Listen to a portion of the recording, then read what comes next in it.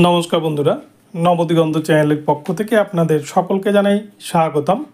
তো বন্ধুরা, আজকে সকালে গুড মর্নিং জানিয়ে আমি আবার একটি নতুন আপডেট আপনাদের জন্য নিয়ে উপস্থিত হয়েছি আমার নবদিগন্ত চ্যানেলে। তো এখন আমি আপনাদের সাথে যে আপডেটটি শেয়ার করতে চলেছি সেটি হচ্ছে আবারও কিন্তু বিস্ফোরক বর্ষিয়ান আইনজীবী বিকাশ রঞ্জন ভট্টাচার্য মহাশয় স্কুল সার্ভিস কমিশনের নিয়োগ দুর্নীতির তদন্ত নিয়ে তিনি কী মন্তব্য করলেন এবং এই 26,000-এর যে চাকরি বাতিল করেছে ইতিমধ্যে কলকাতা হাইকোর্ট, যেটা সুপ্রিম কোর্টে রয়েছে, এই মামলার ভবিষ্যৎ কী হতে পারে এই নিয়ে উনি কিন্তু গুরুত্বপূর্ণ মন্তব্য করলেন। তো এই নিয়ে বিস্তারিত এই ভিডিওতে জানাতে চলেছি। তবে তার আগে বলে রাখি, যারা প্রথমবার চ্যানেলটি ভিজিট করছেন আপনারা অবশ্যই চ্যানেলটিকে সাবস্ক্রাইব করে নেবেন এই ধরনের আপডেট সবার আগে সর্বপ্রথমে পাওয়ার জন্য। তো চলুন তাহলে আমরা দেখে নিই যে বিকাশ রঞ্জন ভট্টাচার্য এই 26,000-এর চাকরি বাতিল মামলা এবং অ্যাকচুয়ালি নিয়োগ দুর্নীতি তদন্ত সম্পর্কে বা নিয়োগ দুর্নীতি মামলা প্রসঙ্গে তিনি কি মন্তব্য করেছেন। ভবিষ্যৎ সবাই জেলে যাবে, কেউ বাঁচতে পারবেন না, এটা কি আর নারদা সারদা করা যাবে না। এবং এটা রাজ্য সরকারের পরিকল্পনা, এটা কোনো ব্যক্তিগত একজন দুজন নেতা বা সচিবদের পরিকল্পনায় নয়, এটা মুখ্যমন্ত্রীর পরিকল্পনা। তবে দুর্নীতির পাশাপাশি এই যে রাজ্য জুড়ে এসএসসি পরীক্ষা হচ্ছে না দীর্ঘদিন ধরে, এই প্রসঙ্গে কি বললেন এবং অন্যান্য চাকরির পরীক্ষাও যে সেভাবে হচ্ছে না সেই প্রসঙ্গে বিকাশবাবু কি বলেছেন শুনে নেব। এখন মানুষ তো তার এই যে প্রবল দুর্নীতি, ব্যাপক দুর্নীতি সমাজের সর্বস্তরকে তিনি কলুষিত করেছেন। শিল্প সংস্কৃতি, নিয়োগ, মুখ্যমন্ত্রী হিসেবে তিনি একটা ক্লাউন হিসেবে ভারতবর্ষে পরিচিত হয়ে গিয়েছেন। এই সব থেকে তো মুক্ত হতে পারছেন না, সেই ধাক্কা আছে এবং সেই ধাক্কা আছে বলে এখন তিনি ক্ষিপ্ত হয়ে। ইতিমধ্যে রাজ্যে 26,000 চাকরি বাতিল হয়েছে এবং তার সাথে সাথে প্রাথমিকের ক্ষেত্রেও কিন্তু নিয়োগ দুর্নীতির মামলা তদন্ত চলছে। অপরদিকে লিপস অ্যান্ড বাউন্স কোম্পানির মাত্র 250 কোটি টাকা বাজেয়াপ্ত করেছে ইডি। এই নিয়ে অসন্তোষ প্রকাশ করেছেন কলকাতা হাইকোর্টের বিচারপতি অমৃতা সিনহা ম্যাম। এবং এই নিয়ে কিন্তু জুলাই মাসের 20 তারিখে যখন মামলাটি উঠবে তখন এই নিয়ে কিন্তু চূড়ান্ত রিপোর্ট পেশ করতে হবে ইডি এবং সিবিআইকে। তো এই প্রসঙ্গে বিকাশবাবু কি বলেছেন আমরা একটু শুনে নেব। ভবিষ্যৎ সবাই জেলে যাবে, কেউ বাঁচতে পারবেন না, এটা কি আর নারদা সারদা করা যাবে না। নারদা সারদাকে ম্যানেজ করা গেছে মোদির সঙ্গে আতাত করে, এটাও চেষ্টা চলছিল। এখন হয়তো সাময়িক একটু চির খাচ্ছে, অনেকে ভাবছেন কিচ্ছু চির খায়নি, ওদের মধ্যে বোঝাপড়া ঠিক আছে।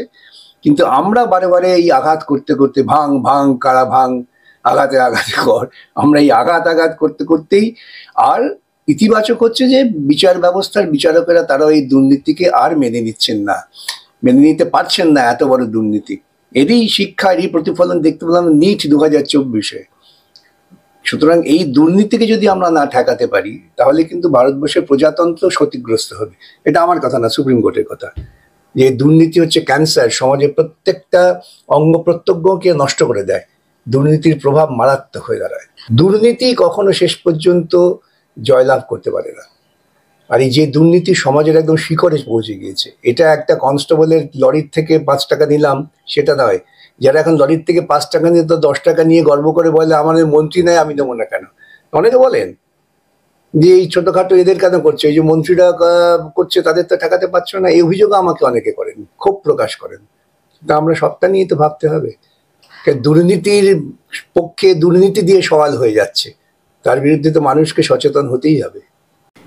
স্কুল সার্ভিস কমিশনের দুর্নীতি ঠেকাতে 2019 সালে চাকরি প্রার্থীদের আন্দোলনকে ছত্রভঙ্গ করার জন্য পরিকল্পনা মাফিক 12 জন ক্যান্ডিডেটকে কিন্তু লিডারকে, যারা আন্দোলনে নেতৃত্ব দিতেন সে সমস্ত লিডারকে চাকরি দিয়েছিলেন রাজ্য সরকার বেআইনিভাবে।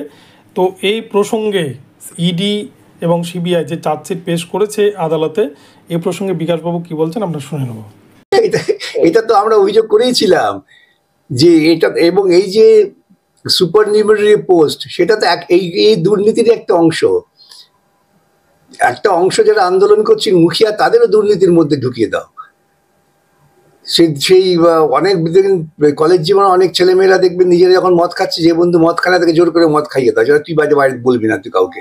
তো এটা তো সেই অবস্থায় রাজ্য সরকার তো সেই পরিকল্পনাই করেছেন এবং এটা রাজ্য সরকারের পরিকল্পনা, এটা কোনো ব্যক্তিগত একজন দুজন নেতা বা সচিবদের পরিকল্পনায় নয়, এটা মুখ্যমন্ত্রীর পরিকল্পনা। 26,000 চাকরি বাতিল মামলার যে রায় 16 জুলাই 2024 তারিখে হতে চলেছে সুপ্রিম কোর্টে ডিওয়াই চন্দ্রচূড় স্যারের বেঞ্চে, সেই রায় কি রাজ্য সরকারের বিরুদ্ধে যাবে নাকি যারা চাকরি হারিয়েছেন তাদের পক্ষে যাবে, এই বিষয়টা কি বলেন বিকাশবাবু, আমরা শুনে নেব। দেখা যাক, আমরা তো অপেক্ষা করি, আমরা তো কি রায় হবে কথা বলতে পারি না, বলা উচিত না, কিন্তু আমরা নির্ভর করি তথ্যের ওপর, যে তথ্যের ওপর আমরা এখানে কলকাতা হাইকোর্টের ডিভিশন বেঞ্চে এই দুর্নীতির মুখোশ খুলতে পেরেছি, সেটা আমরা সুপ্রিম কোর্টে পারবোই আশা করি। তো আপনারা শুনলেন বিকাশবাবুর বক্তব্য। উনি কিন্তু দৃঢ় আশাবাদী যে ঠিক যেভাবে কলকাতা হাইকোর্টের ডিভিশন বেঞ্চে রাজ্য সরকারের মুখোশ খুলতে পেরেছে এবং স্কুল সার্ভিস কমিশন যে দুর্নীতি করেছিল তা যেমন তারা বের করে নিয়ে আসতে পেরেছে, সুপ্রিম কোর্টেও কিন্তু তারা এই বিষয়টিকে সঠিকভাবে উপস্থাপন করে এইভাবেই কিন্তু বের করে আনতে পারবে এবং অযোগ্যদের চাকরি বাতিল হবে, এমনটাই কিন্তু উনি বার্তা দিলেন এই ভিডিওর মাধ্যমে।